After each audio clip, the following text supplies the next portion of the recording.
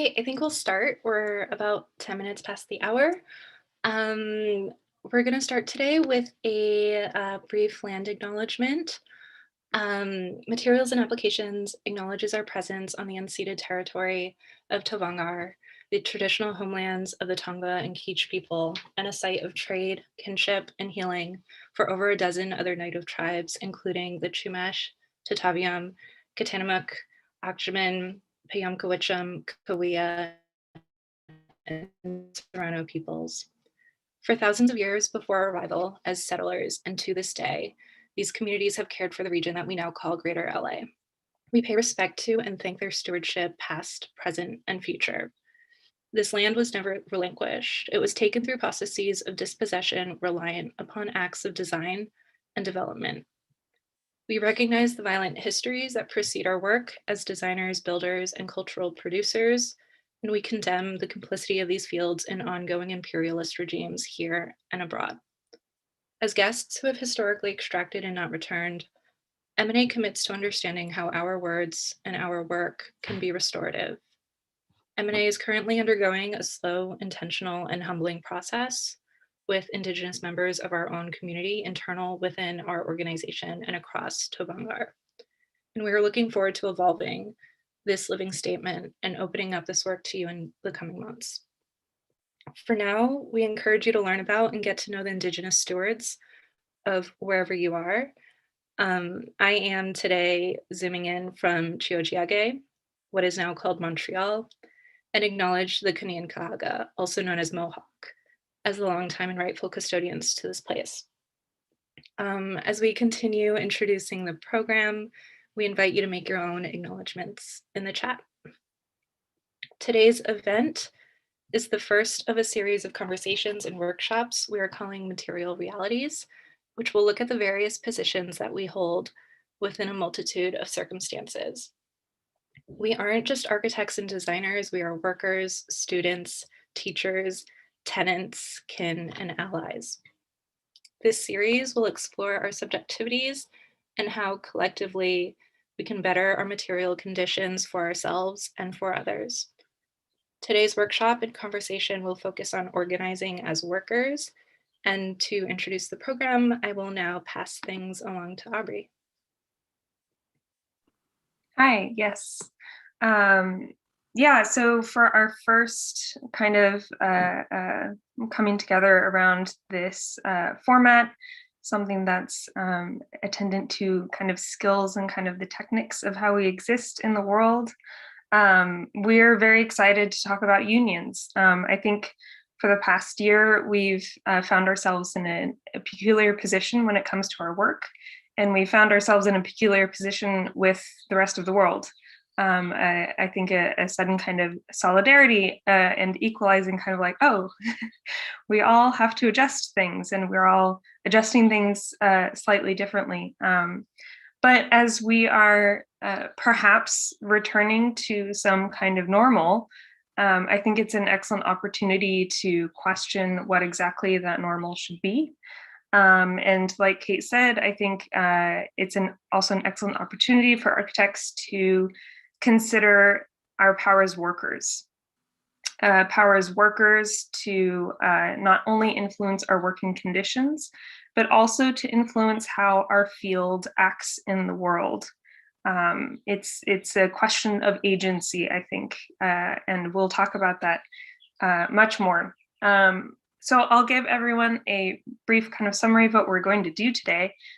First, we're going to hear from the architecture lobby, Shota Vashakmadze and Keefer Dunn. We will then have a brief break where you can get a refreshment, walk around, and then we will hear from Olivia Leiter from the MOCA Union, and she'll be telling us about their unionization process and their ongoing negotiations. And then after those two presentations, we'll have a very brief breakout session where we encourage everyone in the audience today to, air their thoughts, have some initial conversations with your fellow participants. And then we will return together to talk to Architecture Lobby, to talk to MOCA Union, about labor organizing, and we also invite the audience to submit their own questions. I think there's too much to talk about today. So thank you everyone for being here. First up, Architecture Lobby.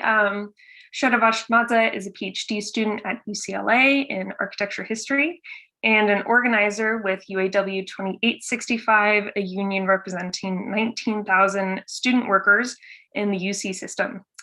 He's a member of the Architecture Lobby and helps coordinate unionizing working group. And Keefer Dunn is a licensed architect practicing in Chicago, Illinois. He's a sole practitioner and adjunct assistant professor at the School of Art Institute of Chicago, and the host of a radio show about architecture and politics called Buildings on Air. He's a member of the Architecture Lobby and has previously served as the group's national organizer. So with that, thank you so much for joining us. I'll hand it over to you. Thanks, Aubrey. So let me share our slides here. Can everyone see that okay? So yeah, well, thanks for Materials and Applications for putting this on. This is a sort of adapted version of a unionization workshop that we've done inside the Architecture Lobby. And a lot of this material was also developed by Jay, who we wanted to just shout her out since that unionization workshop was sort of her baby, and she can't be here because she's just recently had a baby. But a lot of the work and things that we'll talk about were sort of hers. So thank you, Jay. And yeah, so today we've got a little bit of an outline of what we want to talk about. I'm going to talk about why we emphasize the architect as worker in the Architecture Lobby. I want to talk about the working class as agents of change, how architects became workers, what's a union, how do they operate, what are the barriers to unionizing architects, and how do we overcome them. I'm going to talk about union democracy and workplace democracy, and then some principles of successful organizing. So, this is not going to be exhaustive to where you'll know how to build a union from scratch, but it'll get you started. So Shota, the floor is yours now to talk about the architect as worker. Cool, thank you, Keefer, and thank you, Aubrey and Kate and everyone for having us today. I guess like Keefer was saying, I think the goal today is to really maybe like get a basic like outline of what unions are about and how they work, but also I think to situate like organized labor as a sort of like in a very particular relationship with architecture, right? Like one that historically has been like very, very thin, but especially in kind of the political moment of a resurgent left today, we in the Architecture Lobby and I guess more generally think that like labor is like an extremely important terrain for architects to like engage in this day and age. Okay, so the architect as worker is the kind of like fundamental premise that we have in the lobby and how we organize, how we sort of organize our politics around.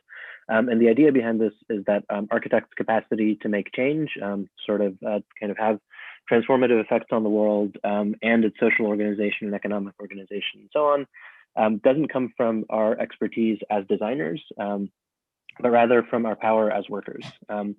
So when we say this, we specifically mean that all the kind of horrible problems of like precarious employment and systemic racism and climate catastrophe and what have you, that these aren't design problems that sort of demand the specialized skills that we possess and that we're sort of trained for, but rather that they're political challenges that require building power to confront them. This distinction is pretty important because it doesn't mean that things are bad because sort of we haven't thought up the solutions for them, but that they represent a structural inequality and that this inequality happens to resist putting any solutions into action. So the ideas are out there, but what's missing is the sort of political power and will to make them happen. So when we say architects are workers, we're not talking about their power as like in their personal and political preferences or in their kind of self-identification, but really as a just very kind of dumb and like concrete position as a part of the economy, right? Like architects do things in society, and that gives architects a certain leverage there. So we can understand that if architects are workers in the sense, then their labor is exploited. Good, sorry. This is because working architects sort of sell their time to the boss, right? And rather than making a living from a share of the income of the firm, right? Which is what an owner does.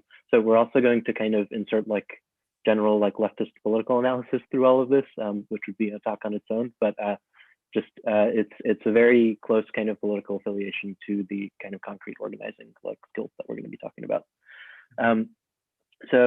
What this does is that it produces kind of extreme measures to maximize profitability. And at the end of the day means that the interests of the owner and the interests of the worker are counterposed. And so that any improvements to working conditions necessarily means a reduction in the profitability for the owner. And more importantly, this means a reduction in the political and economic power that the firm owner holds. So at the biggest scales, we can see this manifesting as resistance to change, basically any changes that would make work more rewarding or society kind of equitable and more democratic. And what happens in the workplace is mirrored in electoral politics and legislation, where progressive reforms get pushed back and undermined because they demand concessions from capitalists, either in challenging profit itself or its holdings through taxation. So what all of this means is that the power that capitalists hold is constantly mobilized to oppose the kinds of changes that would improve material conditions. These are the kinds of changes that we're fighting for in architecture, and that the folks are also fighting for other folks in every kind of other form of wage labor. So here's the question: how do we overcome this opposition? Where do we find this power to like challenge all of the money and influence that the capitalist class wields? So in our labor movement analysis of it, we already have it, but not quite. And that's to say that since the owners need workers in order to like make a profit, without the workers' cooperation, the whole thing falls apart. And this is the ability of workers to assert control over their labor, to refuse or threaten to refuse their work. So this is leverage to disrupt the economy, and this happens in a way that no other group can. And it's the group part of this that's especially critical, and it's why I said almost, because it's a power that comes from a concerted effort, and an individual worker refusing can't assert any of this power. They aren't capable of stopping production, and they can be replaced and they can be punished. So what's necessary is a sort of resilient structure, a large-scale collective, or to use our language, organized action. And this is also the difficult part, right? Because we need to go from here to there. So you might hear labor people often say that the working class are already organized, and it just happens to be organized against their own interests. And this, is pointed to like many things that keep the working class divided and fighting over, what's called a shrinking slice of the pie. But the same view, I think that shows how workers are exploited, also shows how much they have in common and how their interests are aligned with one another and against the boss. So all in all, recognizing this is how we build solidarity and how we begin to take control of our working conditions. So how do we wield this power? It happens through an organized working class, and the vehicle for organizing a working class in our context is the union. Take it away, Keefer. I believe you have the next one. Yeah, so thanks, Shota. Yeah, so I think it's also useful to like talk about how architects and architectural workers became workers, since that's a historical construction that wasn't always true. So as Shota mentioned, we're going to be doing some general leftist analysis, so you might know the terms proletariat and bourgeoisie, right? So proletariat are the working class, people who have to sell their labor power in order to survive. The bourgeoisie are folks who sort of own capital, own factories, own the means of production. And then, Marxists in particular also talk about the petite bourgeoisie, which is a sort of class of smallholders, right? Small business owners, or sort of people who are kind of in between and don't fit cleanly into the proletariat bourgeoisie distinction.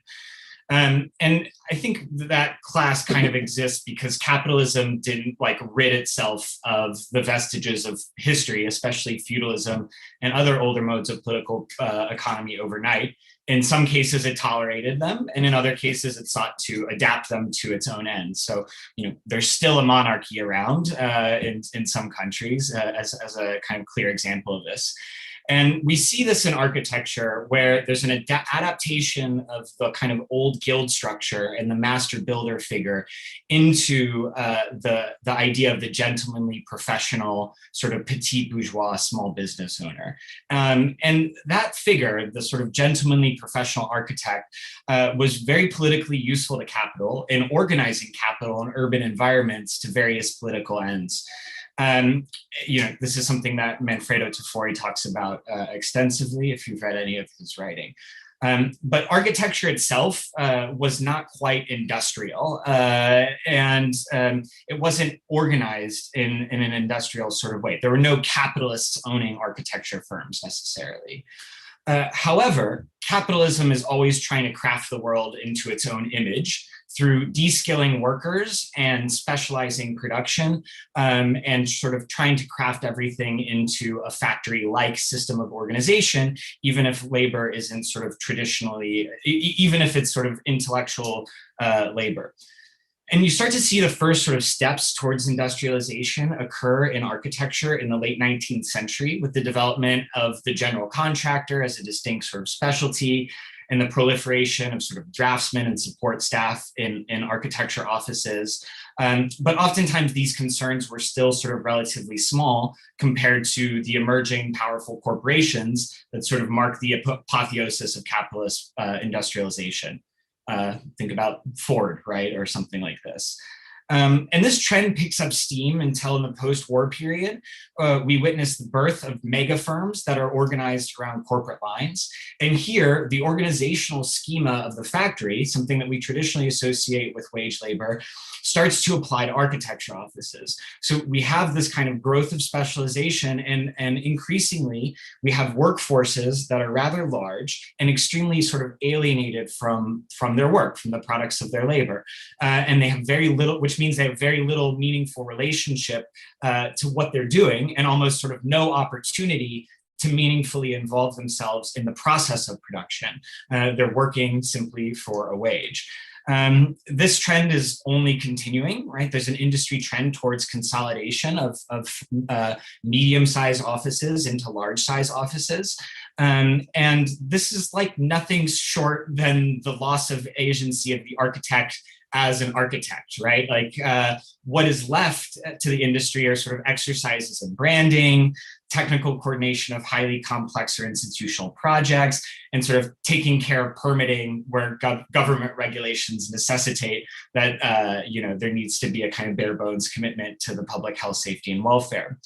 But what we've sort of lost having this privileged sort of position in capital, we in the architecture lobby talk about gaining a new type of agency, one that is more clearly on the side of justice, and one that's potentially more powerful in the role of being workers, right? And nothing happens without workers, as Shota was just mentioning, and there's immense latent power there if it's organized. So this really means that like our power lies less in sort of being the chief negotiators and sort of designers trying to sneak good things in through negotiation with capital, and existing more in solidarity with other workers and people in fights for liberation.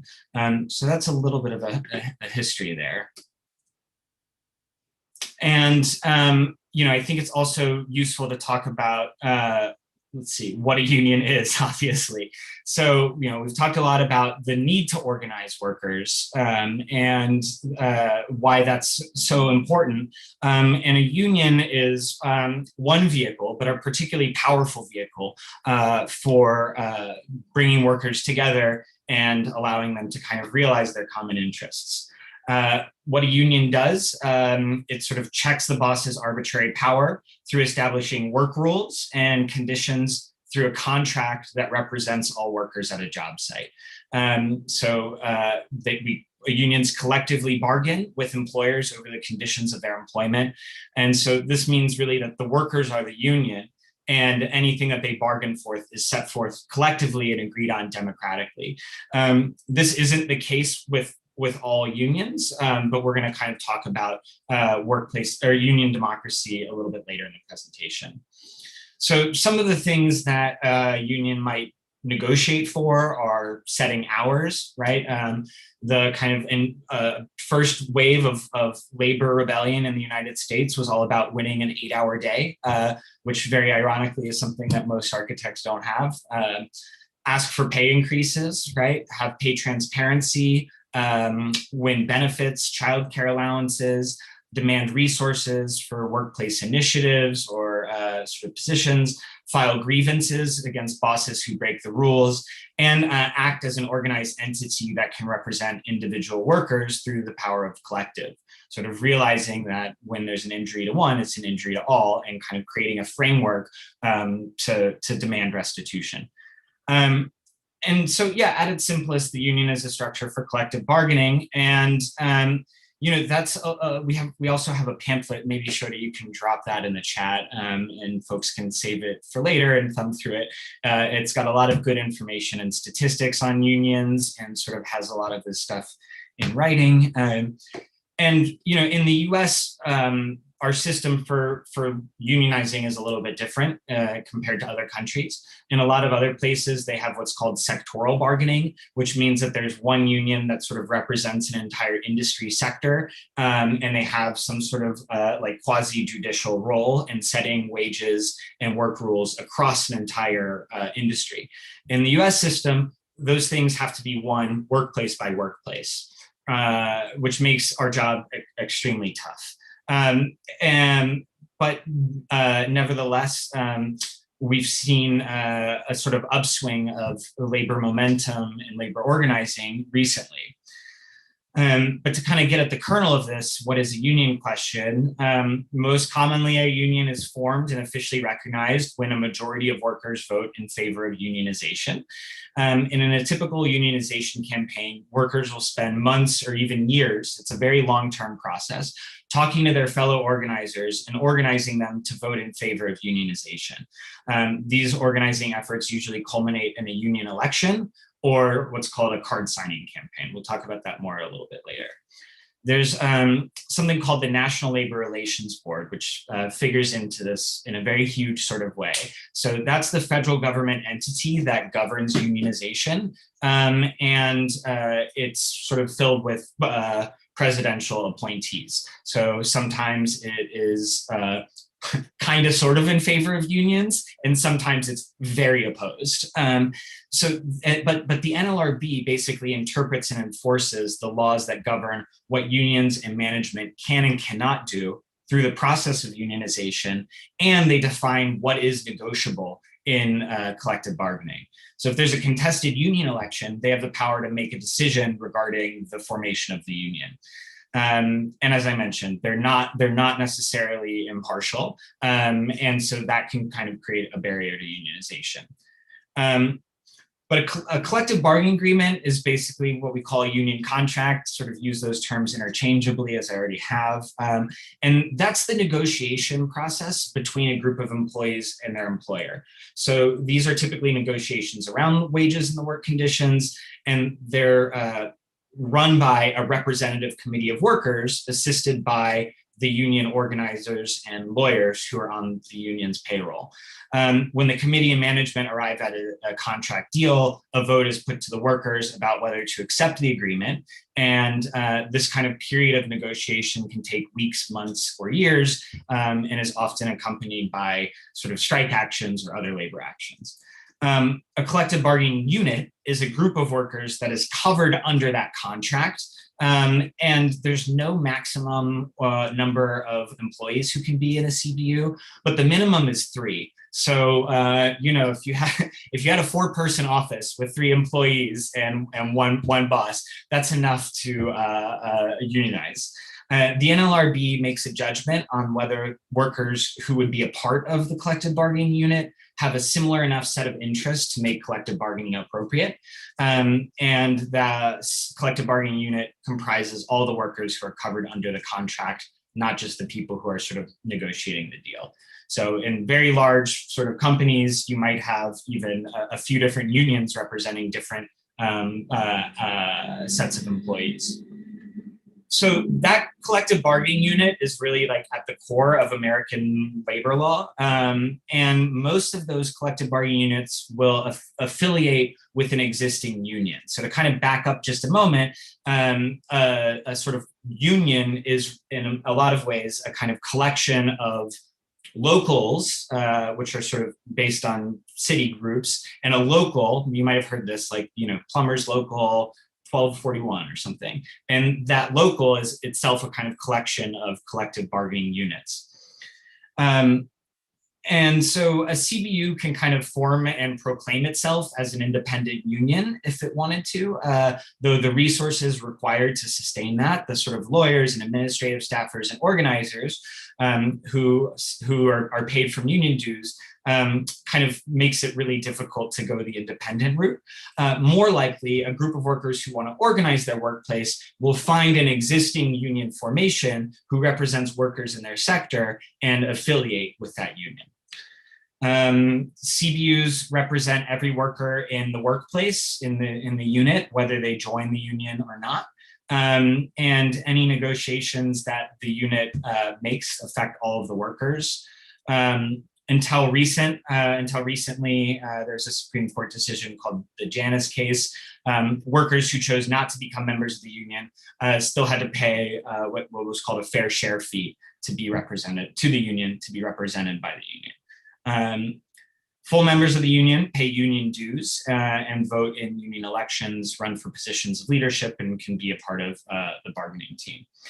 So that's kind of the big picture of unions in a nutshell. It's a little bit technical, but it's good to understand those technical things. And and as I mentioned, we have that pamphlet that kind of goes through that in detail a little bit more. So obviously, like, this is a big organizing project, right?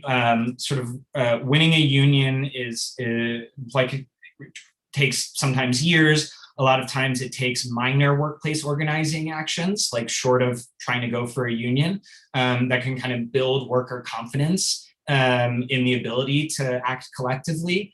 But there are still some barriers to unionizing architects, especially in a profession that has the kind of history that architecture does have.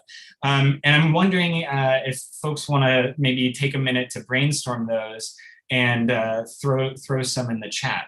What are some of the barriers to unionizing architects?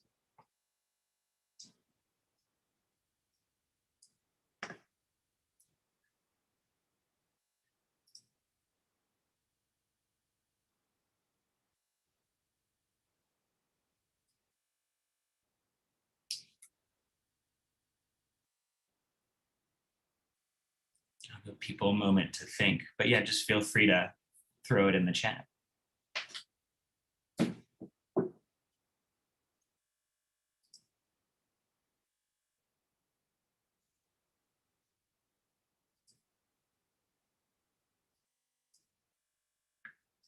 I see people sort of reaching tentatively towards their keyboards. So yeah. So yeah, here we go. So yeah, professionalism being a big one, right? Architects have this kind of professional identity that ends up being a kind of barrier to thinking about yourself as a worker, right? And unionization is associated with blue collar labor, and sometimes that can be distasteful to architects who would like to socially distinguish themselves from other workers.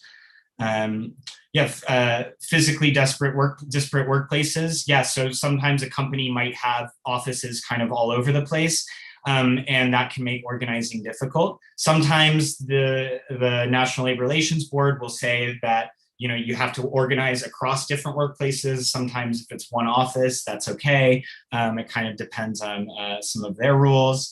Yeah, competition between coworkers or workplace idolization. So people kind of get bamboozled sometimes into thinking that, getting the team spirit of the office kind of going. And sometimes unions can be seen as a threat to that.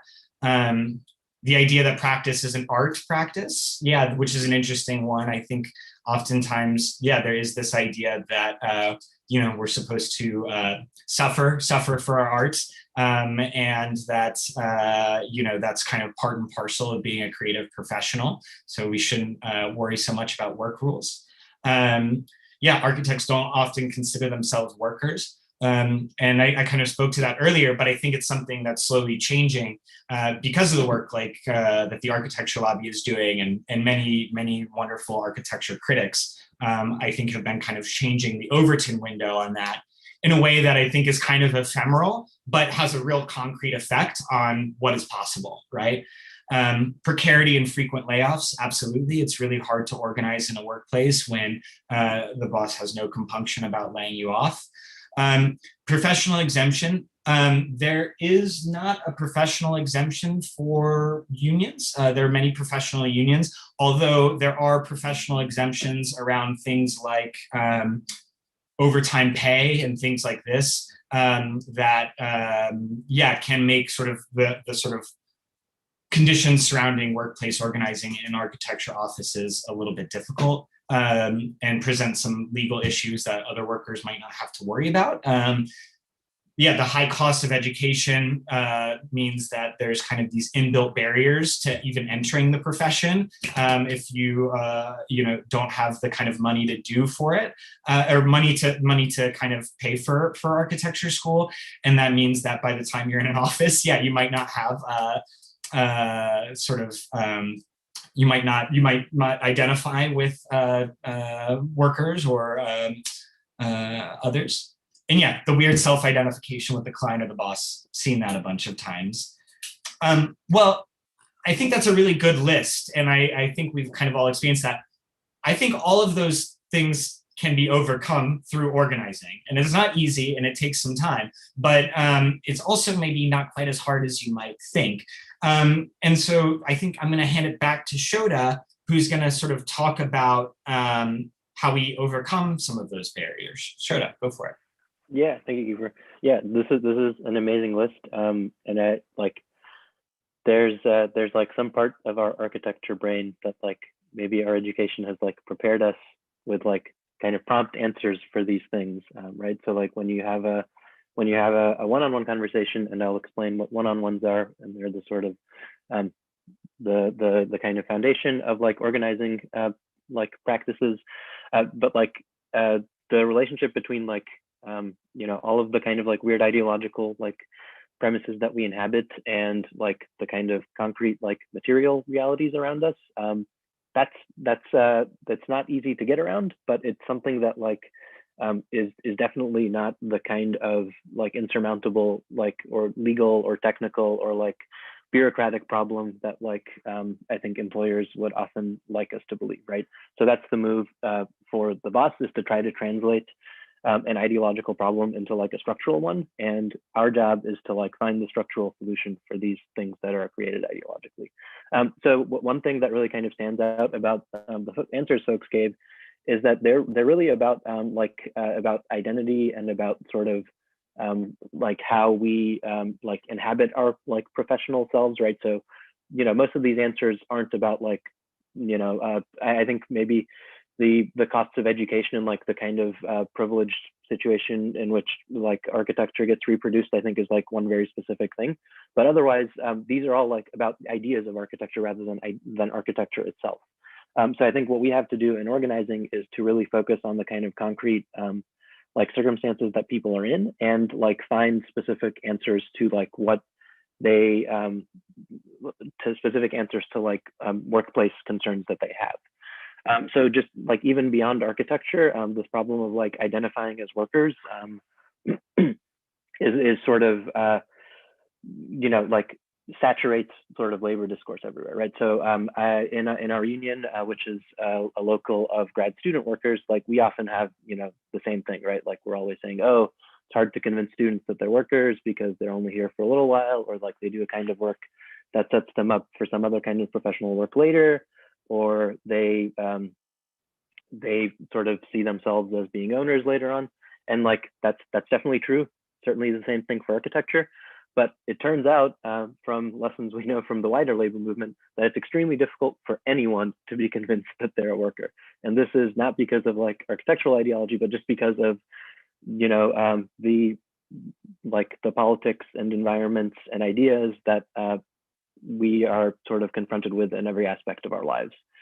So that part of the work is hard, and it's sort of slow and like incremental, right? Like there's no one, like it'd be amazing if we could have like one thing we could send someone to read and they would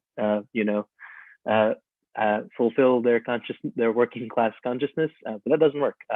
What instead works is sort of long-term campaigns of like that focus on people's material concerns and that like get the goods before they try to change people's ideas of these abstractions. So there's an amazing author called Jane McAlevey that's got a book called No Shortcuts, and that's the kind of the organizing Bible for our corner of leftist organizing. And the sort of shortcuts that it refers to are that there aren't any kind of technical or procedural or kind of like financial solutions to what are political problems. So if we want architects to have better working conditions, just like if we want anyone in any other industry to have better working conditions, the only way to get there is through building power and building structure and building an organized labor movement that can represent them, right? We can't rely on others to zoom in and fix architects' problems for us, just like we can't rely on architects to fix other industries' problems for them. Could we do the next slide? Thanks. So at the heart of this is what we call organizing, and this is like a term that I'm sure many of you have seen a lot in many different contexts, and it can be puzzling. What do they mean by organizing? It seems like everything's organizing. Specifically, in our context, we mean labor organizing, and what we're talking about is building structure that can harness the power of workers in the workplace. The union as an institution is the most sort of specific form of this in American politics, but really, I think we're talking about any structure of collective action and of collective bargaining.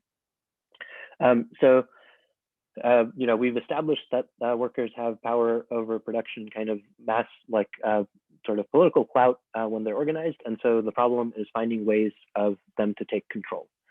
So specifically, this for a campaign, this means personally engaging and like bringing workers into solidarity, right?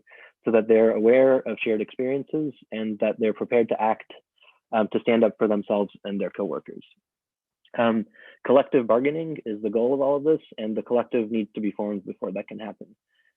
While the structure of this can be different in different contexts, one critical factor is the work that goes into building this. And this is the sort of slow day-to-day work that we're talking about of organizing. This is extremely consistent in any situation. And like, it can also be something that seems trivial, but is really the most important thing. And talking to people, that's like all it is. It's really simple, but also very difficult. Building trust and relationships among the collective so that the campaign is resilient and so they can withstand pressure, all of the ups and downs of difficult union organizing, and so that responsibility is shared by everyone, and likewise, so that everyone can contribute to it. In this sense, organizing is really a practice, right? It's like something you get good at. It's crafty, which is weird for architects, right? It's definitely its own set of skills that we as architects don't really know a lot about, but thankfully, which many amazing organizers in the labor movement have been figuring out for like decades and decades. So there's no need for us to reinvent the wheel, and organizing sort of can focus on the shared concerns that all working architects face. And it's no accident that these concerns are shared, as we are all shared in our status as workers. Could you just go back for 1 second to the last slide? So this is a document that SEIU gives out to its organizers, and I just want to go through some of them because I think they do a great job of like keeping priorities straight and sort of showing where the power comes from and where the imbalances are. So just like a few of them, like workers need to build their own union that like no one else is going to do it for them, including the union, right? Workers are made of clay, not glass, I think is a really great one, is that like we have the sort of wherewithal and agency to like put up our own fights when we're organized. Workers can beat the boss. That's the basic one. But it's very difficult to convince people of that unless you have the kinds of like networks and relationships that exist in like a densely organized space. And then the last one I wanted to mention is that we lose without struggle. And this is super, super critical because the idea is that we can't just build power in the abstract. We can't organize ourselves and then take the ultimate step that we need. So we don't go from like 0 to union election like overnight. That every sort of difficult step in that way is a step in the process of building that power, right? So power reproduces itself in that sense. And we do what are called structure tests, right? So that can be a petition, that can be a letter signing campaign, that can be a job action, it can be a rally. All of these things that show coworkers how much support there is for these actions, and shows the boss how high of a level of organization the workers have. And so, you know, structure begets more structure, and power among the workers continues to reproduce itself. And so I'll talk about that in a little bit of a practical context next. So in all these things, the focus is on workers and their power rather than on any external solution. And building this power requires like just on a very elementary level, getting the support of like literally as many people in the workplace as you can. That's this is all about strength in numbers, and democracy is all about the input of numbers and the kind of collective social strength that emerges from democratic practice. So to form a union, you obviously need majority support, but the high level of organization that is necessary for that to happen is critical at all stages of a campaign, sort of regardless of what the immediate goals are. It might be something very issue-based and specific with like you and 10 other coworkers, and then it grows into an actual unionization campaign. So the first of these, and I'm just going to go through these before I explain these 4 steps, but basically that the more involvement means more strength and more power to negotiate. And that's a simple one, but it shows that every worker is important, that every worker has power that they contribute. Secondly, that the more participation there is, it translates into more democratic input. So the collective can sort of be truly representative, and any decisions made can be held accountable. And lastly, that the majority of support in the workplace means that job actions can happen safely and that workers can be protected by their strength of numbers.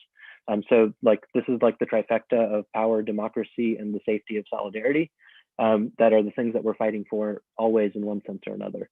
And the organizing task is to translate these into specific structures that can engage the employer legally and that can grant the concessions that we need in our contract. So as I mentioned, talking to people is the key, and like these 4 are like really the kind of cornerstones on how organizing practice is carried out. So the first one is making asks and having one-on-ones.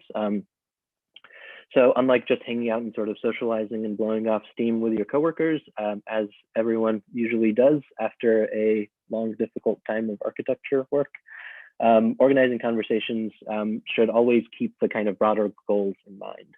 So every interaction is an opportunity to have an organizing conversation, and every organizing conversation is an opportunity to build power among the workers. And the mechanism for that is what we call a one-on-one, right? So it means having a conversation on a kind of very like personal level with just you, and that can be you as an organizer in the sense that we are all organizers, and a coworker that you trust or that you think has a similar issue that they're dealing with, or that you want to sort of bring onto your side and support the campaign. And so the one-on-one relies on sort of the social relations that exist in any workplace. So like someone, you know, it has relationships between people that are respected and people that sort of will listen to leaders. And the one-on-ones always end in an ask. So you have a one-on-one conversation that exposes the issues that people are dealing with, and it tries to turn that issue into an actionable, concrete thing. So the ask, you know, in some such situations might be, can you help us set up another meeting? Or like, do you want to talk to this other person? Or like, can you think of like 3 things we can do about this and bring it to another meeting we're going to have next week? So anything can be an ask, but there has to be an ask. And the ask shows people that their input is valued and that they have agency in this process, and that without them, none of this is going to work. So number 2 is something we call self-interest, which is that when we have a one-on-one conversation and we're trying to build a campaign, it's not going to get anywhere unless the people that are part of the campaign care about the issues that the campaign is dealing with. And so how we do that is by appealing to people's self-interest and like figuring out what matters to them. That means that a campaign that's premised on a kind of moral outlook around sort of injustice, as strong as that might be, always needs to situate that worker with respect to that injustice. So this translates directly into the third one of like material interest and demands, like being the heart of an organizing conversation, right? So the basic one can be something like increased wages or more control over a schedule, but other ones might be things that are not attached to the workplace at all, but that are otherwise in the worker self-interest. So like with teacher strikes, we see like a lot of really great stuff about sort of community demands being translated into contract demands for teachers unions. And like those kinds of things are like amazing moments where like self-interest and sort of class consciousness and like broader progressive politics can all intersect and like result in something very actionable and very workable. So lastly, before I move on, and I know we're running low on time, so I'll shorten the rest of the stuff, but identifying organic leaders. This is a really critical component, which makes organizing much easier and sometimes possible. So if you can imagine that in order to have a successful campaign, you need to bring everyone on board. And in order to bring everyone on board, you need to have one-on-one conversations with everyone in your workplace. And if your workplace is very big, that's a heavy lift. That's a lot to ask. And so what we do is we rely on the social bonds that exist in a workplace to make that job easier. So an organic leader is someone that we can identify that as a worker that can bring other workers on board. So if I have to talk to 100 people, that's going to be really tough. But if I know that there's one person I can talk to that like is really close to 50 other people, or I should say 10 other people, because we don't want really big turf, 10 other people that they can sort of bring around to support our campaign and like bring their input into our contract fight, we need to rely on them to make those conversations possible. So this is like the kind of aggregate like network structure that builds up from organizing. And yeah, so those kinds of relationships and that structure is the sort of like where democracy lives in unions, right? So strength in numbers, power comes from numbers in bargaining, and the maintenance of the actual union comes from its internal democracy as well.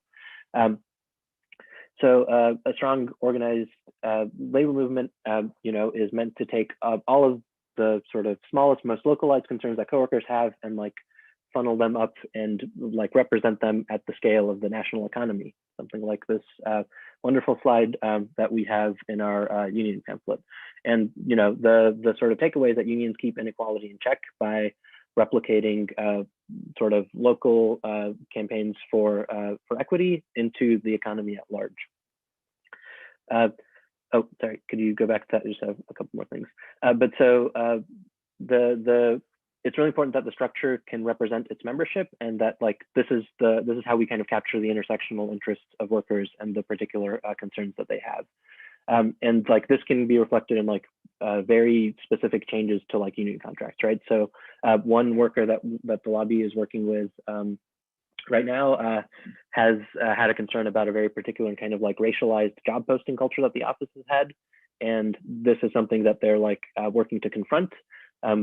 The whole process started with like kind of vague conversations with like management and lots of hemming and hawing. But as soon as the worker brought this kind of to their coworkers, like in public, suddenly, a dozen coworkers were like, hey, I feel the same way and we can do something about it. So now they're like making concrete asks.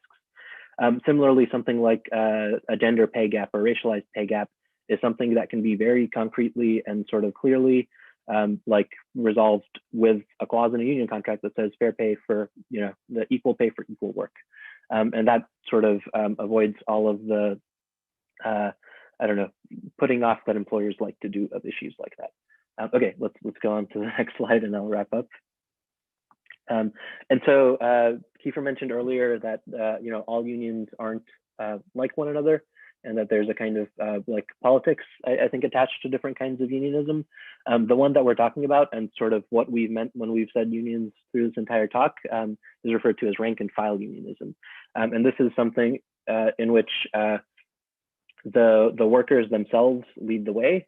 That relies on a one-on-one organizing model, and it relies on organizing all workers in a workplace, not just a particular trade or a particular sort of part of a company.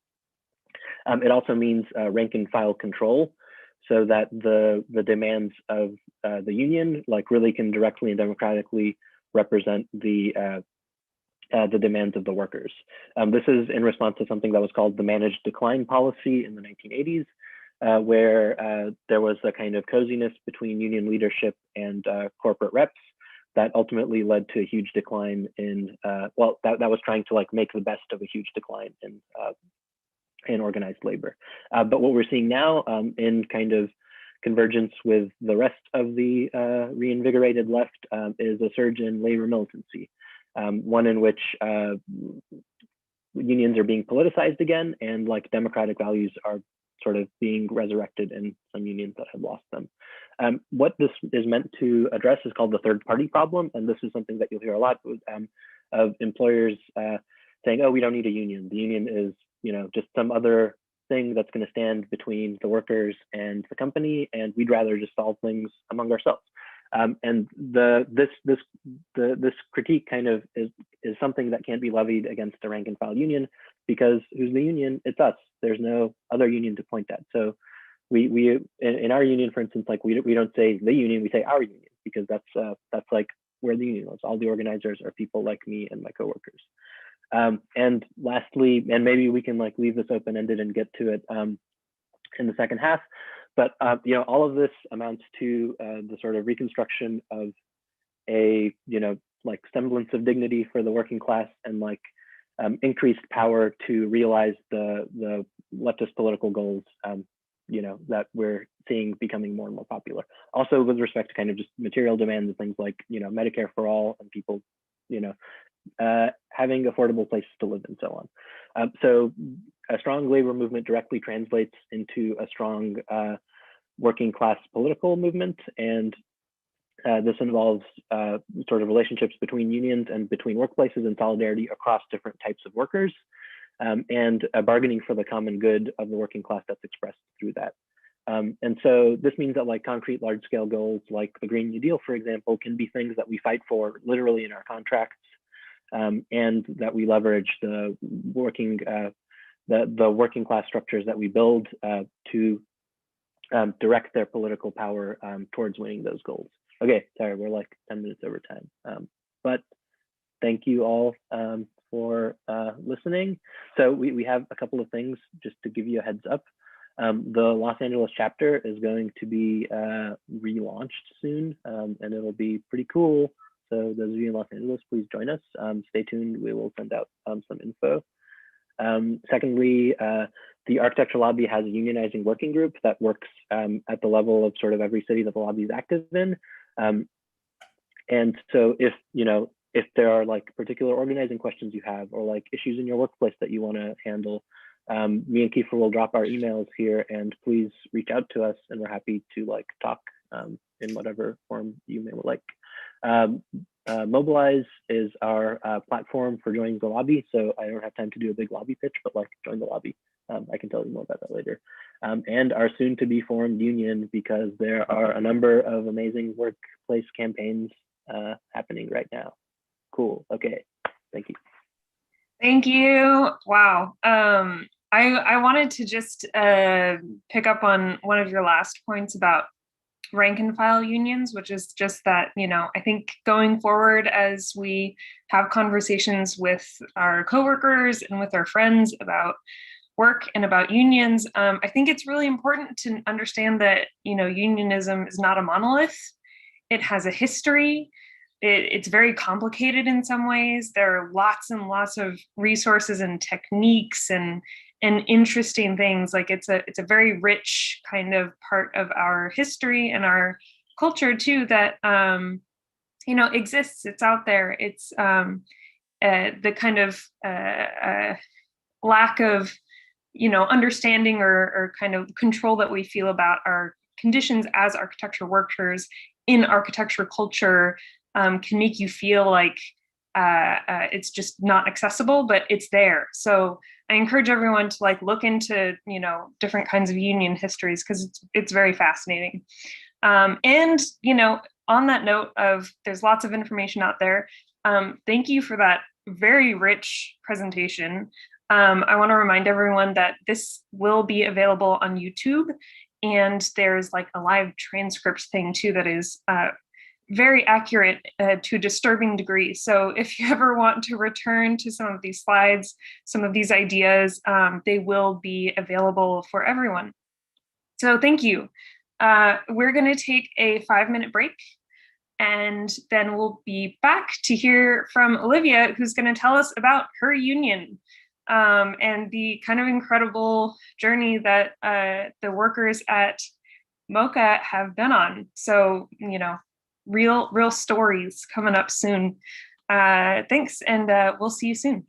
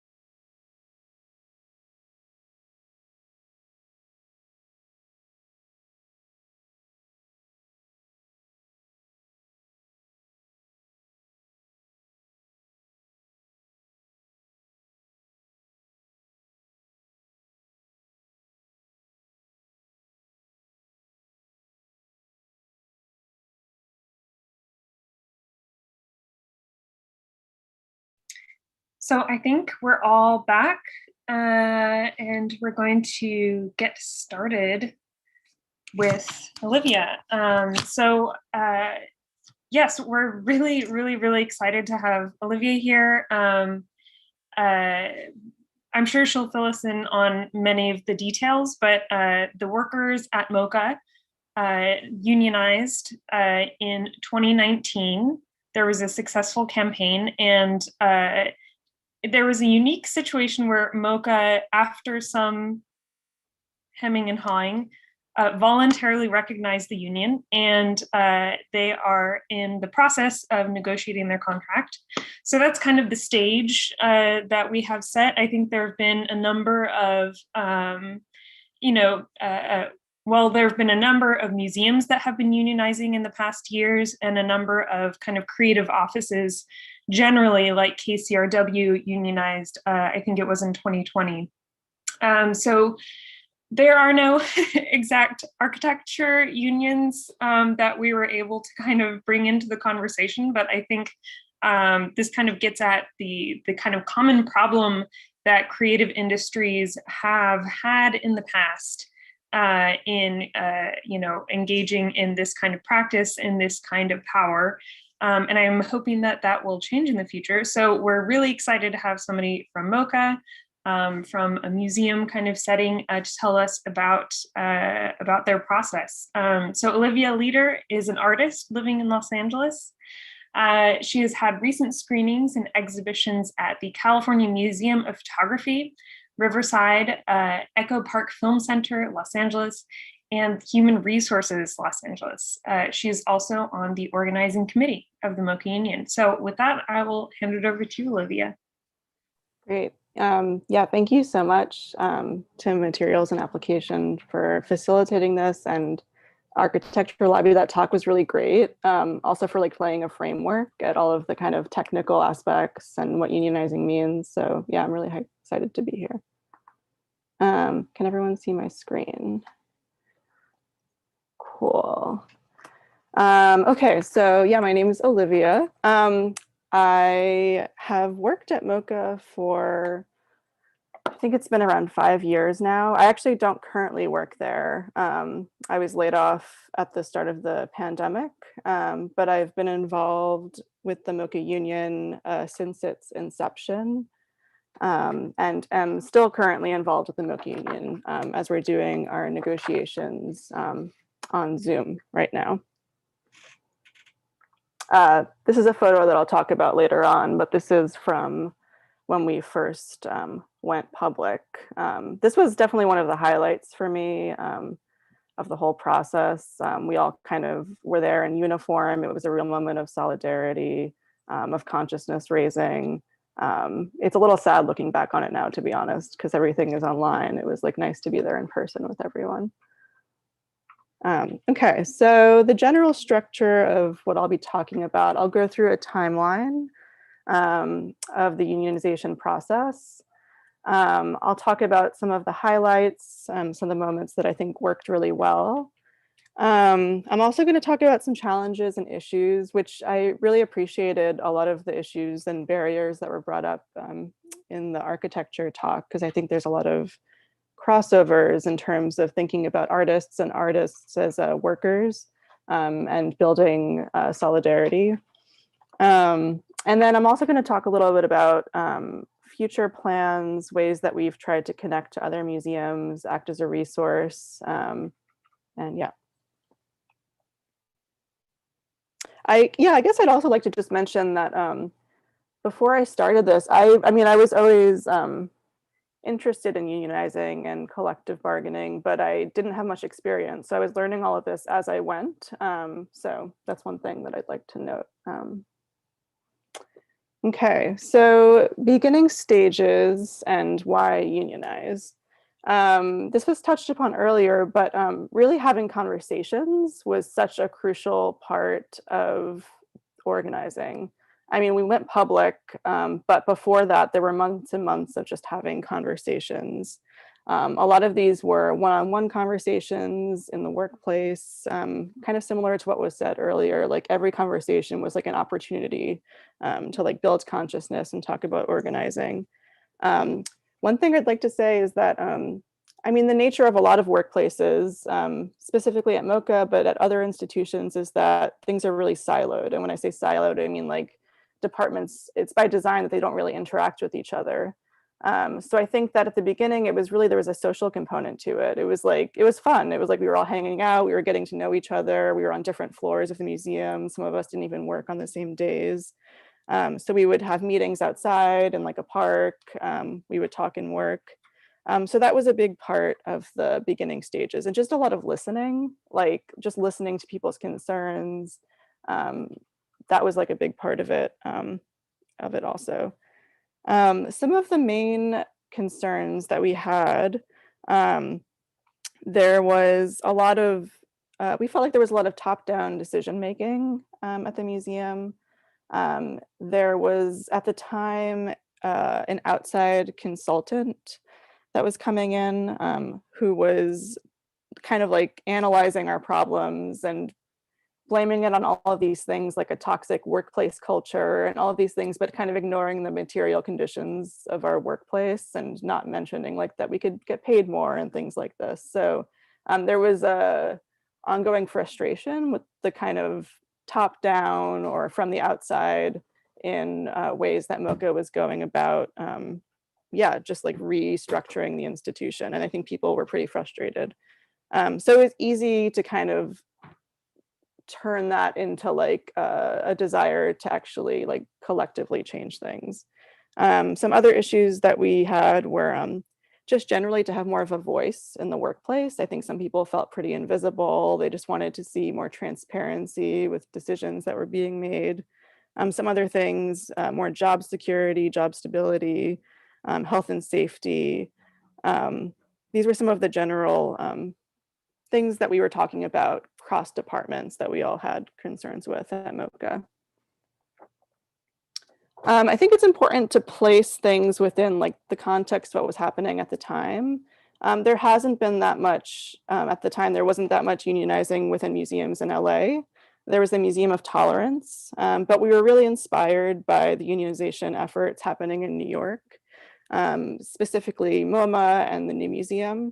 I'd had phone conversations with various people at the New Museum to get advice and just talk about how it was for them. So there was really a lot of communication across the country, which was really cool. So this is a photo of the New Museum workers. Another big component to the beginning process was the workers at the Marciano Foundation. I'm sure a lot of you are aware of this whole situation, who all got fired after they announced their attempt to unionize.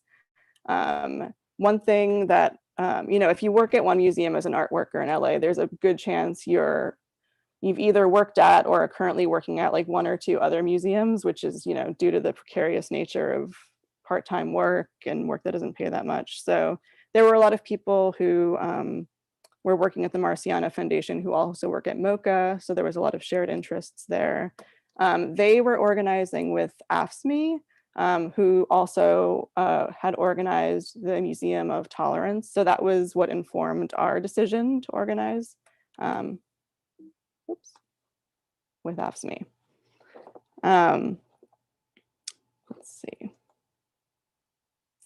The other thing that was happening right around this time was that MOCA was just about to go free, which we were all really excited about. But we saw this as an opportunity to like use the very language of the institution, speaking about accessibility and inclusivity, and really hold them accountable to that. And, like MOCA should also be inclusive and accessible for its workers. Also recognizing that going public would create a lot more work for people at MOCA. I mean, for everyone, for specifically public-facing staff, people within visitor engagement, education. We saw this as also an opportunity strategically to go public because it was a time that MOCA was really concerned with its public image, so these were all kind of factors that went into our decision to go public at this time.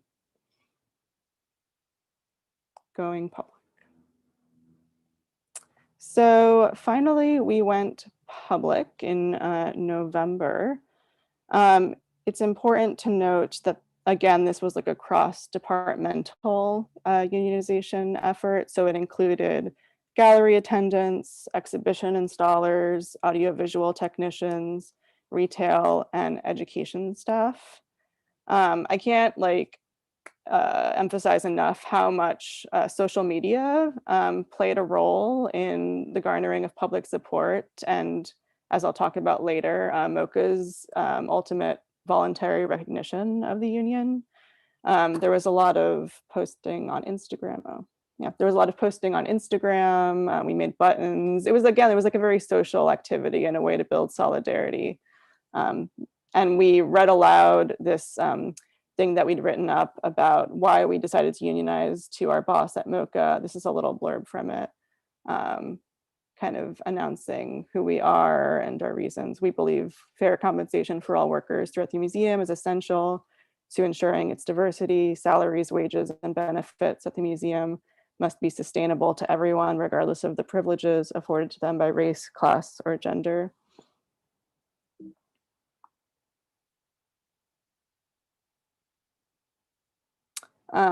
So yeah, a lot of posting on social media, also support from, on the left is a post from the Marciano Foundation Union, reiterating this idea that this isn't a trend, this is an ongoing movement of museums organizing. It was cool to see solidarity happening with them.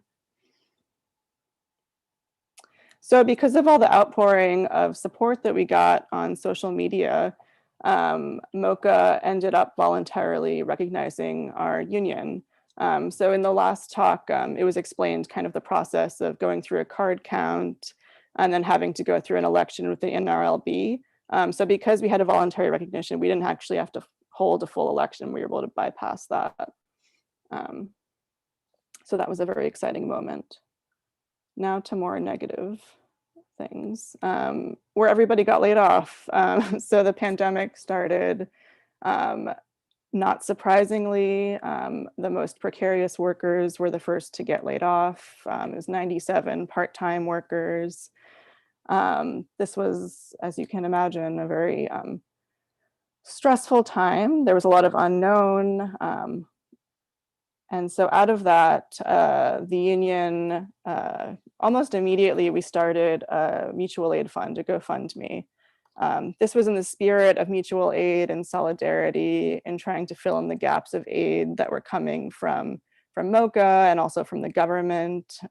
People were having issues with unemployment and just generally pretty stressed out. So it's still an ongoing GoFundMe. I can post the link at the end of the talk if anybody would like to donate, because people are still out of work. So that was a moment of, I think, when we were all really isolated and just feeling really stressed, a nice moment of still feeling like we were in solidarity with each other.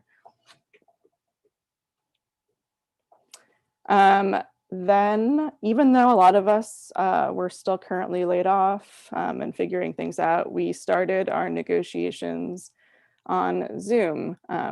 So we are still currently in negotiations.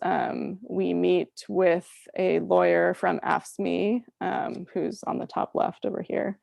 I can't really go into too much details about like what we're currently negotiating and how things are going, because we're still in that process, but it's an ongoing process. It's a slow and non-romantic, process. It's hard work.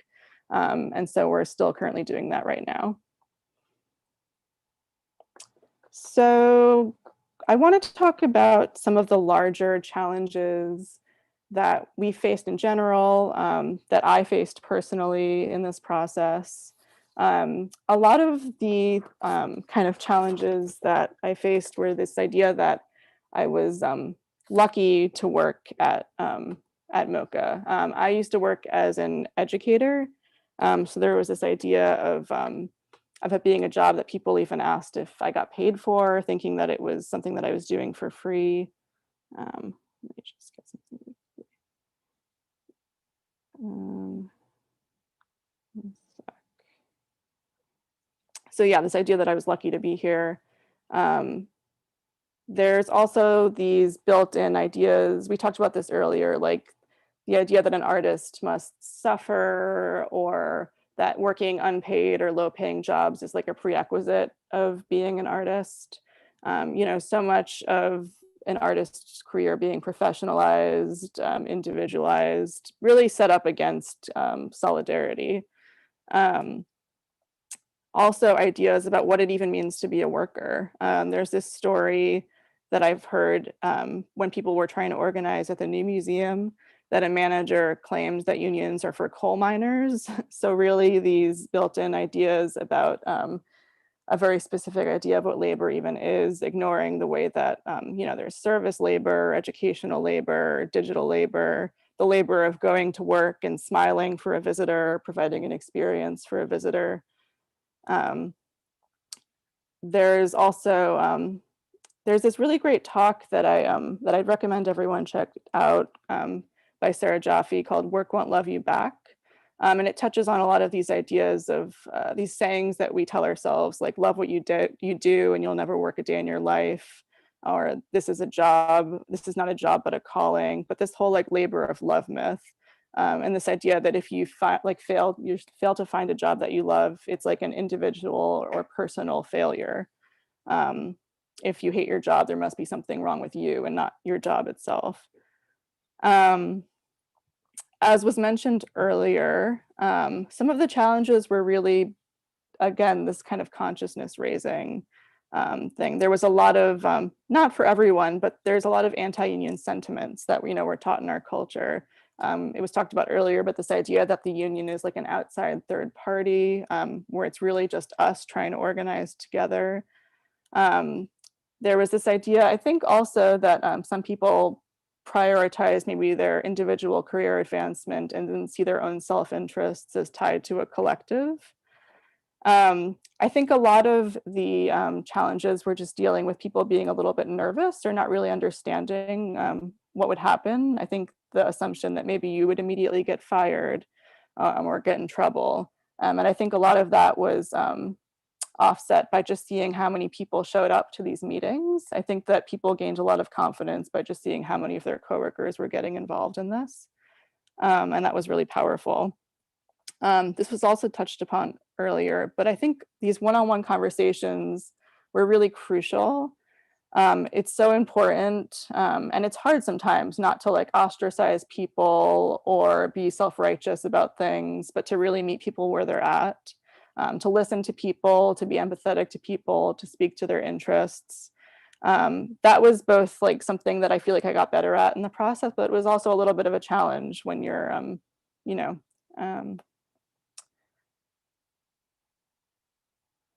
so currently, we are still, like I said, negotiating our contract, but we're really trying to also shape the whole field of cultural and museum workers.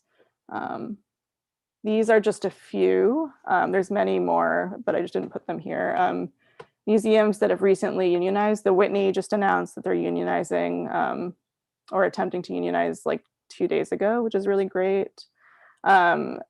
It's been really amazing to act as a resource for different museums through this process of learning, to see all of our struggles and concerns as interconnected. One thing that I personally have gotten involved with, and I can send more info about it, is I've gotten involved with DSA. We've started a Art and Cultural Workers chapter. And so we're still in the very beginning stages, but trying to have a conversation with freelance art workers and just kind of listen to everybody's concerns and think about what can come out of that. And the last thing that I just wanted to mention is just that, you know, we're talking about labor within museums and cultural workers, but really to emphasize that we share class interests and solidarity with workers in all different fields, with striking workers at Hunts Point Market in the Bronx, or Amazon workers in Alabama, or as was mentioned earlier, the Chicago public school teachers that were on strike for unsafe reopening plans. So just to like reiterate that, again, it's like building solidarity with labor in all different fields. And a lot of our members have showed up to, protests and marches for Amazon workers recently. So yeah. That's pretty much it. I am happy to answer any questions. Please feel free to reach out. This is our Instagram, also our email. Maybe I can post the GoFundMe link later. But yeah, thanks so much. Thank you, Olivia. Yeah, I really, really appreciate what you were saying about empathy and fear being like two things that are very challenging. I think a really incredible part of organizing practices is how kind of emotional and kind of social and interpersonal it is. If you're trying to talk to somebody who really hates unions, you gotta have empathy. You gotta listen to them. You gotta understand what their concerns are, what their values are. There has to be respect, because it has to be kind of an honest communication, and that's how power is really built. So yeah, I really appreciate that. It's a skill and a kind of sensitivity that we don't have a lot of training in.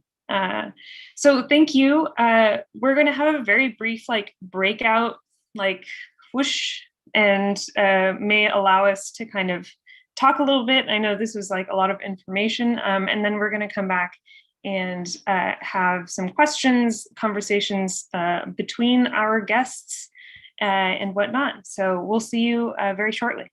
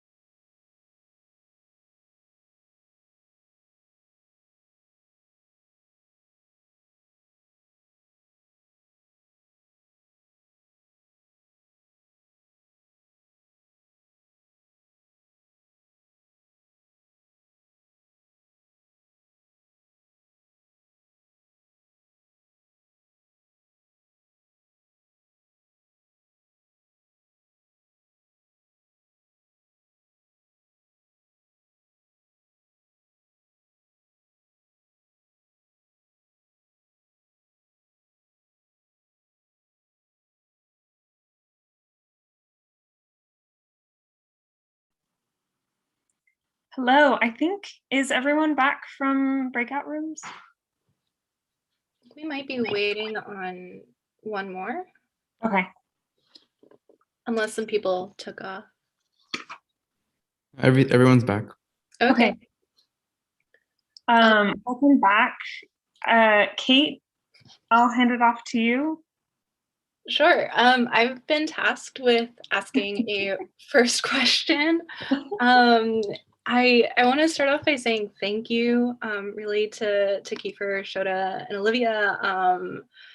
Keefer and Shota for such a thorough introduction to the nuts and bolts of organizing. Olivia for your insight and giving us such a sort of intimate look at how MOCA Union formed and was recognized. I think speaking about kind of how you all collectively overcame doubts and those early struggles is really just like informative and encouraging for all of us who I think rarely encounter unions in our places of work.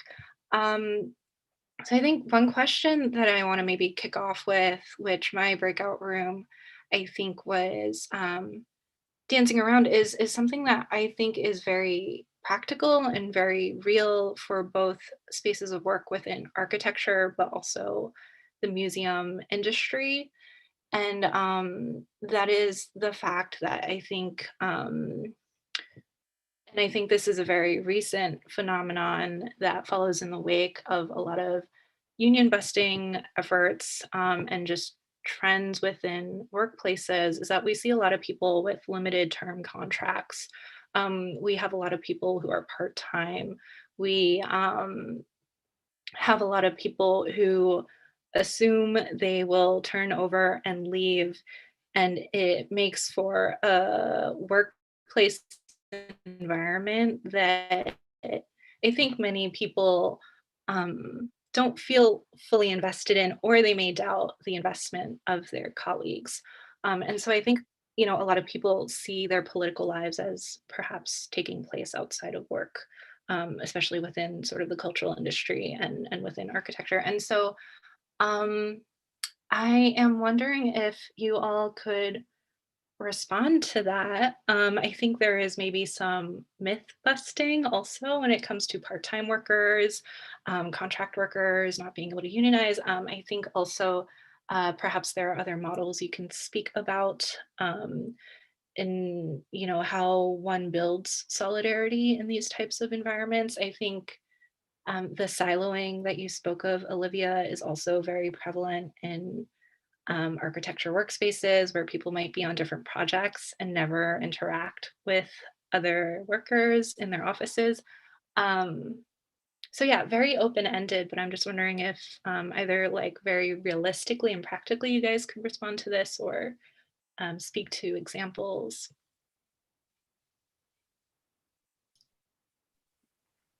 I think there's a sort of like I don't know, like a conversation about this on the left that that comes, I think, from like a not entirely sort of earnest place, which is like an idea that like labor politics are sort of a like not the appropriate landscape of like building power and, you know, in the whatever post-industrial financialized 21st century economy, what have you, and like the sort of assumption at the core of that is that, you know, those things like kind of increasing precarity and like weird misclassification things and like kind of odd categories of like being a worker are sort of like, you know, they're like natural changes, and that like we as the labor movement have to react to those changes in order to like continue to exist. I think that's like an extremely sort of I don't know, like kind of blindered way to look at it, because those conditions are actually the things that we're trying to change, not like trying to exist sort of within. So the, you know, the idea that there's a that there's like some like context that we have to work against that is out of the scope of our transformation is like that already limits the kind of political like ambition that your project can hold. So it's, it's like a really bad place to start. And then like once you go from there to like, oh, okay, where else can I do my politics? Then that gets us like into a very sort of limited space of like making change, because you've already severed your sort of agency in the economy.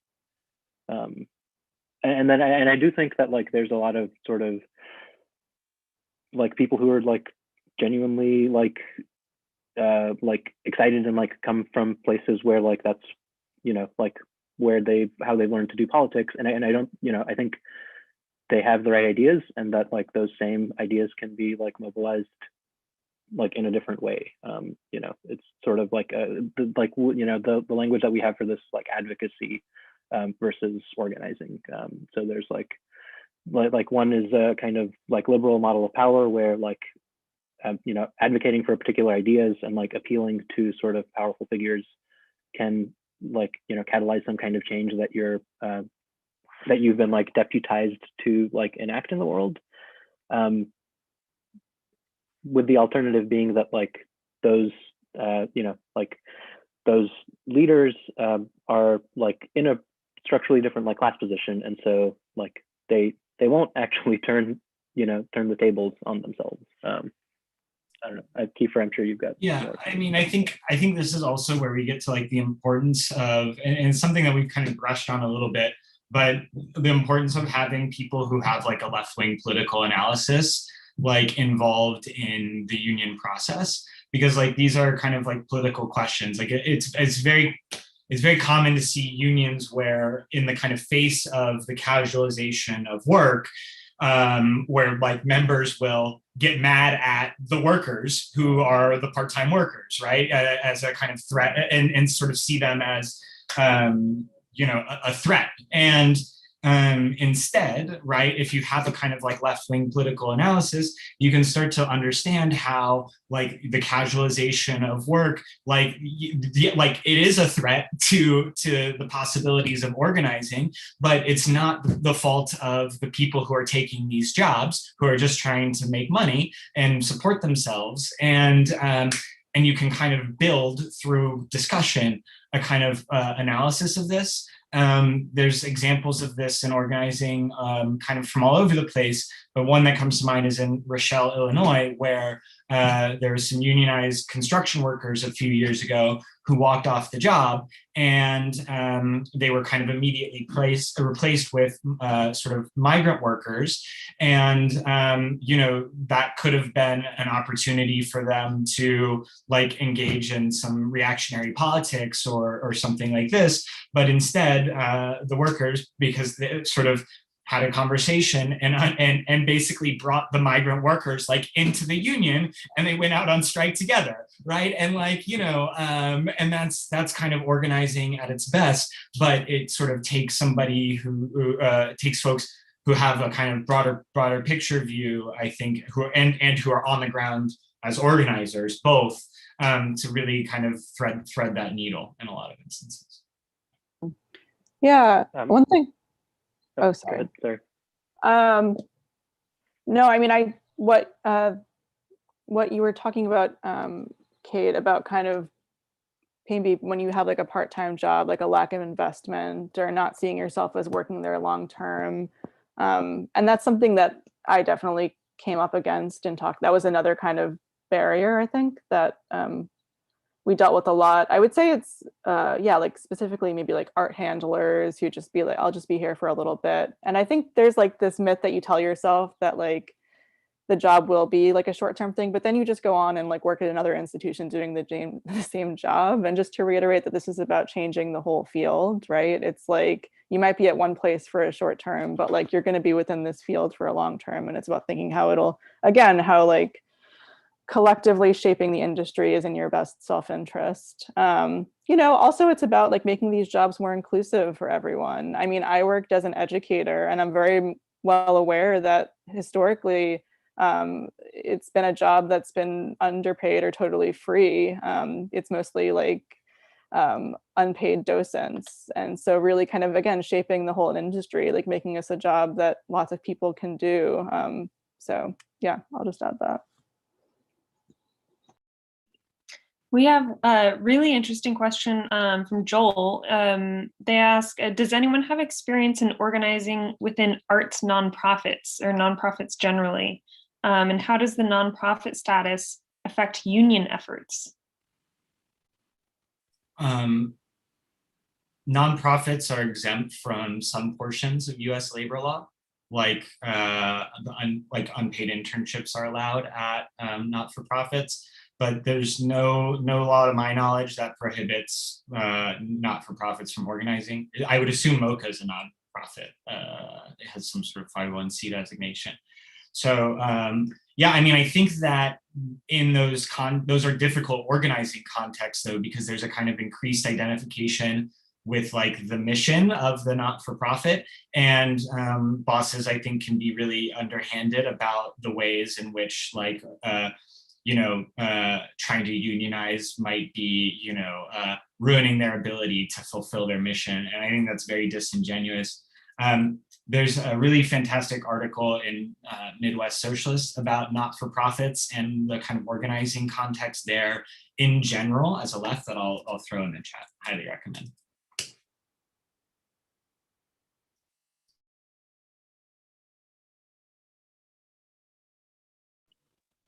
I have a question that I'll throw out there. I've noticed a few times that you guys have been framing some of your tools as analysis. So like having an analysis.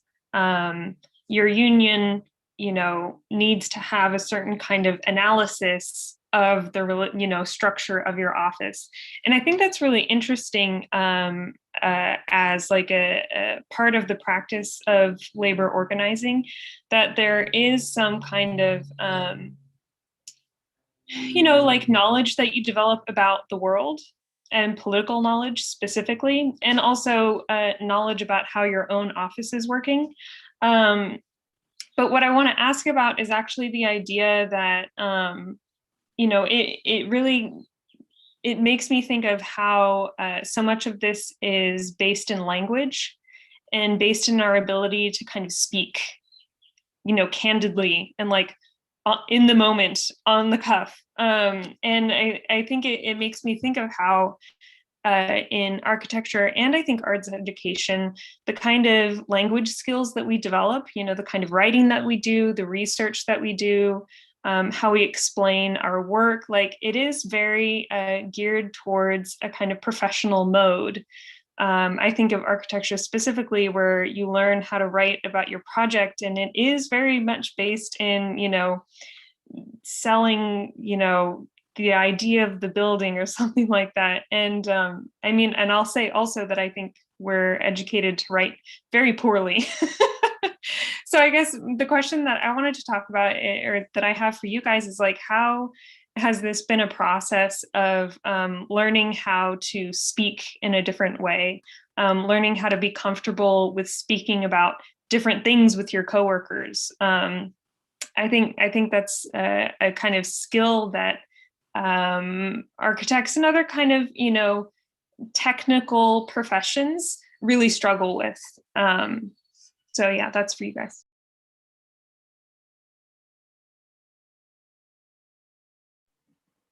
I think the sort of language kind of, I don't know, I feel like there's a part of your question that like deals with some kind of like political theory orientation that like we're coming from, and then maybe another part of the question that's actually about like a power mapping a workplace or something like that, right? And I don't think those two are sort of necessarily different things, but in terms of like in terms of organizing practice, I think it's extremely important to like sort of know to know what's what, right? Like I think like Olivia mentioned in your talk, like meeting people where they're at, and that's like such an unbelievably like important like part of any of these conversations, is because you don't go into a one-on-one with sort of armed with like a theoretical defense of like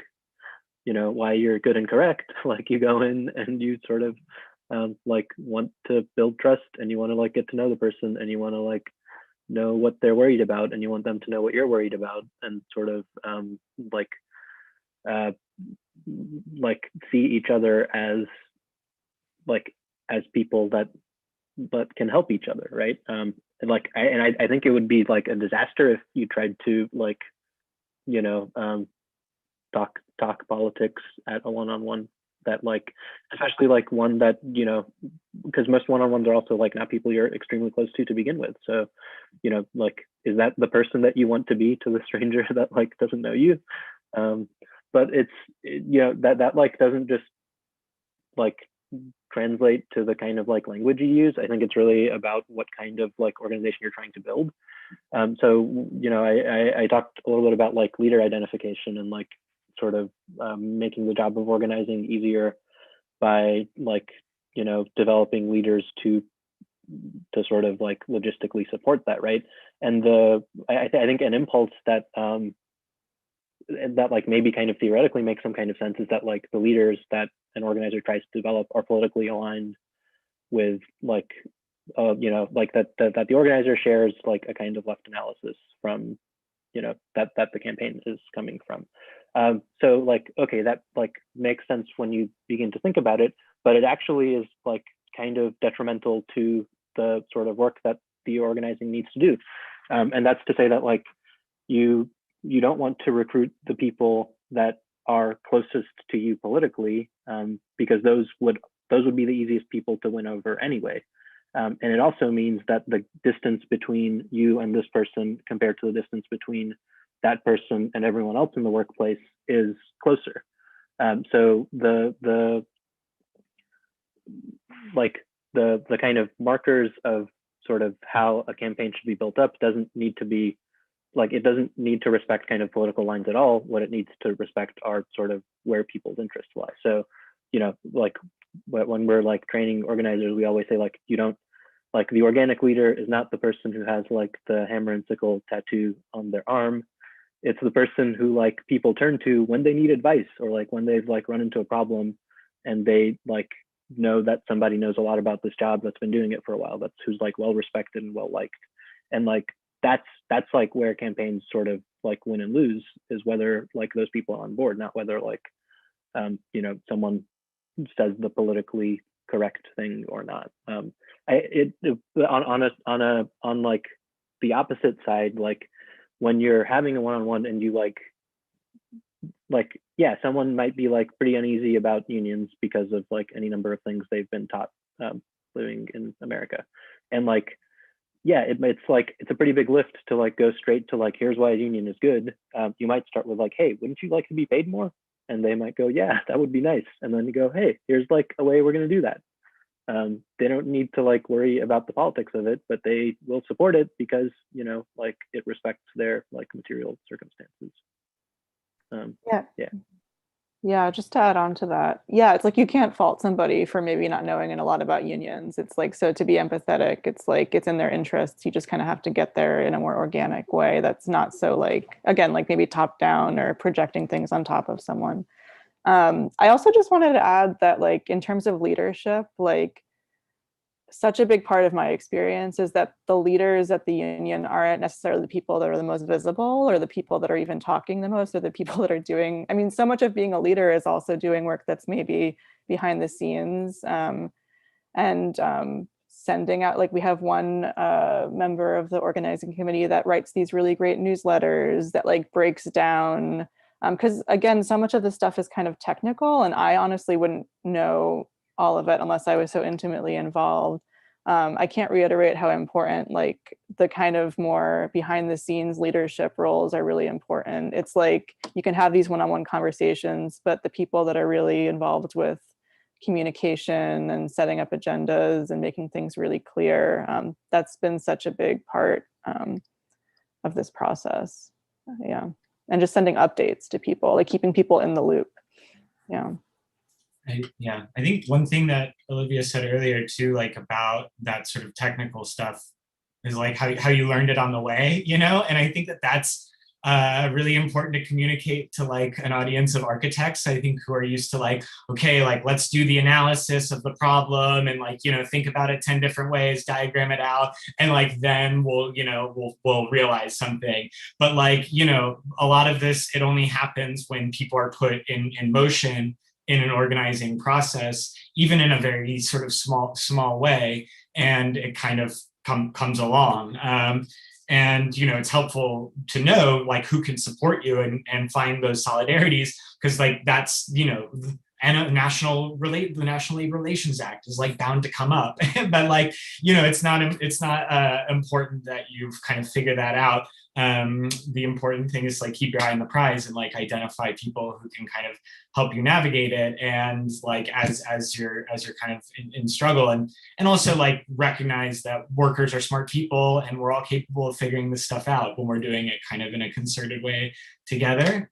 I mean, I think that I think the question about language is an interesting one, because I think that like for a lot of folks, like politics is like it's something that you have versus something that you do, right? And I think you know, for like, I think one of the reasons why we talk about analysis a lot is to like underscore the idea that like this is not chiefly a moral problem. Like there is a morality and an ethics that's attached to it, but it's not about having sort of the right moral position. You have to kind of win power, and that requires engaging with the material circumstances of the world around you. And so, you know, I think that like that's where the analysis comes in. But to the point of like, it always also involves like having human conversations, right? And you know, sort of working, like threading the needle between all of those things. So.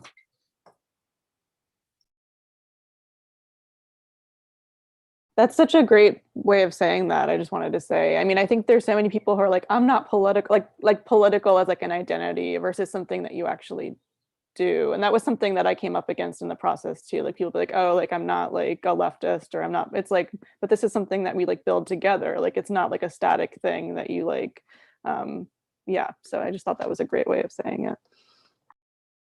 Yeah, just to, I think to underscore that point, like one word that we haven't mentioned a whole lot, but I think has been the subtext is like majority, and like sort of like making these things as like accessible and sort of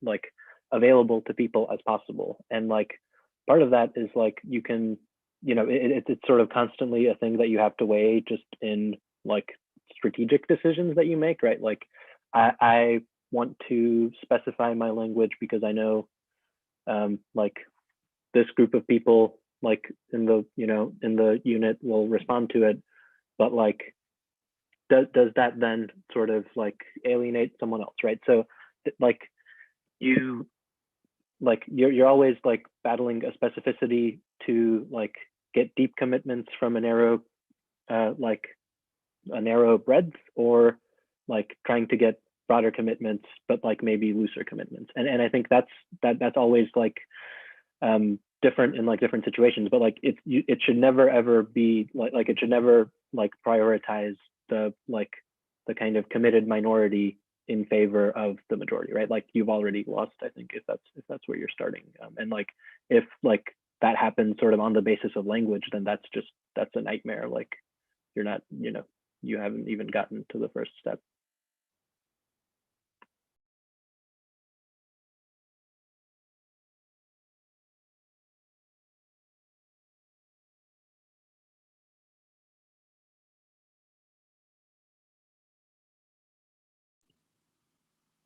Any other questions from our audience?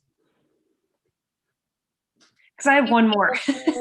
Oh, I was going to say, Keefer has dropped his email in the chat. Shota has as well. Yeah. I don't know, Olivia, if you have, I might have missed it. Great. I was just going to say, I think everyone should keep in touch. There are questions, send them, reach out. We're hoping that this will become a recurring sort of event that is part of a series of events that are all recurring. Sorry, I don't want to wrap up because Aubrey said you have another question. But I do also want to just note that I think we're a little over time, but maybe we can end with one question, with your question. And well, it was half a question, half a follow-up on, I think, the statements that we just heard, which were very compelling, which is that I think, you know, it's always best to end an organizing conversation with an ask. And so I think I was going to say that, like, I think the idea of specificity and the kind of reality of each of our workplaces is a really compelling place to start. As in, do you know how your office is structured? What do your coworkers think about their working conditions? Have a conversation with your coworker about something that concerns you. I think it's really inspiring how, you know, these kind of general principles of labor organizing are very effective in very general ways, but they always have to be achieved, you know, person by person. And that involves a lot of specificity, a lot of complicated people. So I think I was just going to say, as an ask, and if you guys wanted to throw out your own asks, for everyone to just kind of take a look at where they work and map out in their mind what's happening. Yeah, I don't have anything to add. Talk to your coworkers. Yeah, it's a good start. Totally, just like normalize talking about your working conditions. Like, yeah.